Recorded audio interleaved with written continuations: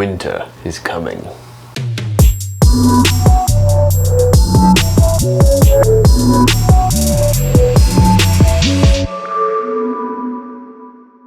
Everyone loves adding power, but do they know exactly how they're adding that power?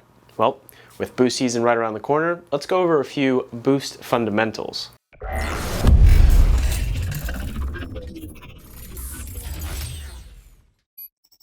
Superchargers, prochargers, turbochargers, blowers, they all do the same thing, but differently.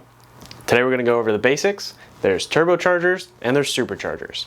Now, as far as superchargers, there are three main types: the twin screw superchargers, root style superchargers, and the centrifugal superchargers. So first off, the twin screw, aka the Lysholm internal compression supercharger.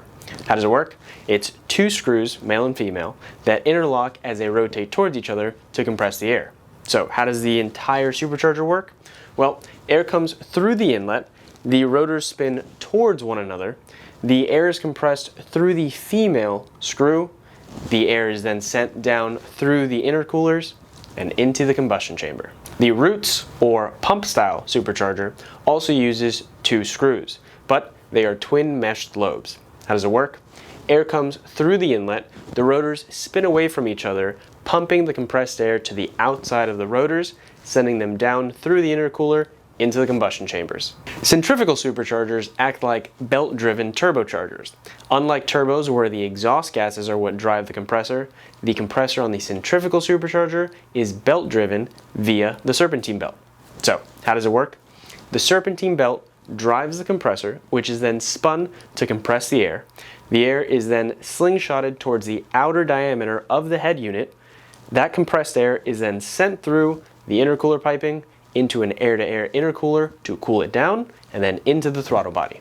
Turbos work the same way that centrifugal superchargers work, except for the fact that they are driven by the exhaust gases exuded from the motor that go into the manifold. How do those work? So, the exhaust gas leaves the manifold and enters the hot side of the turbo, which then spins the compressor, allowing for the cold side to take in the air from the intake and compress that air. That air is then sent through the intercooler piping into the air-to-air intercooler to cool that air down, and then it's sent into the throttle body. Now, a few fun facts. Twin screw superchargers and root style superchargers are often referred to as positive displacement blowers because the power delivery is linear due to the fact that they're shoving an additional fixed amount of air per RPM into the combustion chambers.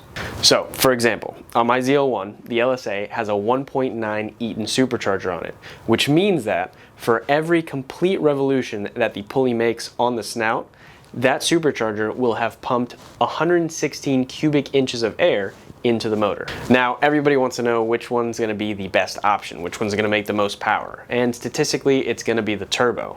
It is also going to be the most complex and expensive route to go, but when tuned correctly and built correctly, the turbo is going to be the least harsh application on the motor and provide the biggest amount of power on your return. So this was a brief look into the types of boost applications you can add onto your build. And what's even better is that Lethal Performance supplies each and every one of those. If you have any questions or wondering which application would be better for your build or your type of driving style, give us a shout. 561-753-8105 or send us an email at support@lethalperformance.com. Happy boosting.